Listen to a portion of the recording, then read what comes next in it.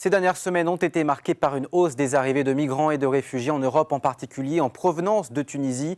Vous les voyez sur cette carte, les principaux pays qui accueillent le plus ces migrants et réfugiés. L'Italie reste la principale porte d'entrée, au moins 14 000 arrivées depuis le début de l'année 2020, suivie par l'Espagne et la Grèce. Problème, sur l'île italienne de Lampedusa, les camps sont surpeuplés.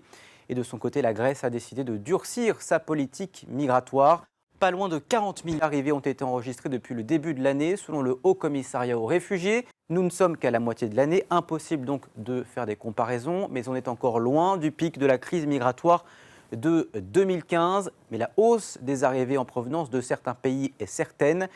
Beaucoup plus d'arrivées cette année depuis la Libye et la Tunisie, toujours selon le Haut Commissariat aux réfugiés, les Tunisiens qui sont les plus représentés début 2020 parmi les arrivées devant les Afghans, les Syriens ou encore les Bengalis. Des chiffres souvent repris par des politiques notamment et qui peuvent impressionner. Charlie Yaxley, vous êtes porte-parole du Haut Commissariat pour les réfugiés des Nations Unies. Peut-on vraiment parler de hausse et surtout, quels sont les facteurs liés à la pandémie de Covid-19, j'imagine, mais ce n'est sans doute pas le seul. Nous avons effectivement une augmentation cette année. Mais il est important que nous replacions un peu les choses dans leur contexte. Il y a différentes dynamiques en jeu ici. Par exemple, au cours des 3 premiers mois de l'année dernière, le conflit libyen n'avait pas encore commencé.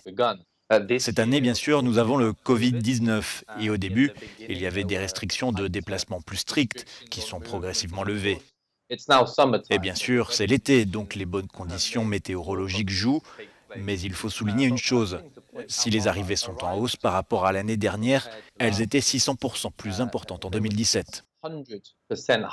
Est-ce que la pandémie de Covid-19 a aussi compliqué les traversées? Elles étaient déjà très dangereuses. Est-ce que c'est pire qu'avant dans les conditions sanitaires actuelles? Dans certains des centres de détention, les conditions étaient désastreuses déjà avant la pandémie, mais les restrictions ont rendu les choses encore plus difficiles. En termes de déplacement, les passeurs et les trafiquants s'adaptent extrêmement bien. Lorsqu'un chemin se ferme, ils en ouvrent un autre et la demande continue d'être là. Le Covid n'a pas arrêté les guerres, les conflits et les persécutions. De nombreux réfugiés souhaitent toujours voyager et cela n'a pas arrêté les bateaux, avec beaucoup de migrants qui souhaitent partir et ce pour des raisons économiques. Et les sauvetages de migrants par des ONG vont reprendre d'ailleurs au mois d'août, après une pause des opérations au mois de juillet. En leur absence, que se passe-t-il? Est-ce que les États, justement, jouent assez leur part?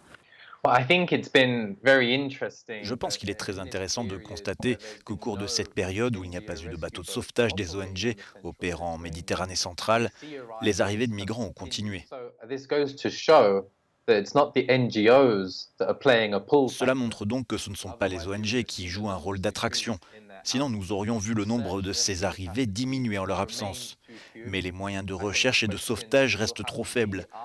Je pense que les États européens doivent encore se demander si une opération européenne de recherche et de sauvetage ne pourrait pas contribuer à réduire les pertes en vie humaine et remédier à la situation. En parallèle, il faudrait aussi travailler avec les autorités libyennes pour voir ce qui peut être fait à l'intérieur de la Libye, car plus de migrants sont renvoyés en Libye comparé à l'année dernière. Et ils sont renvoyés dans des pays qui connaissent d'importantes violations des droits de l'homme.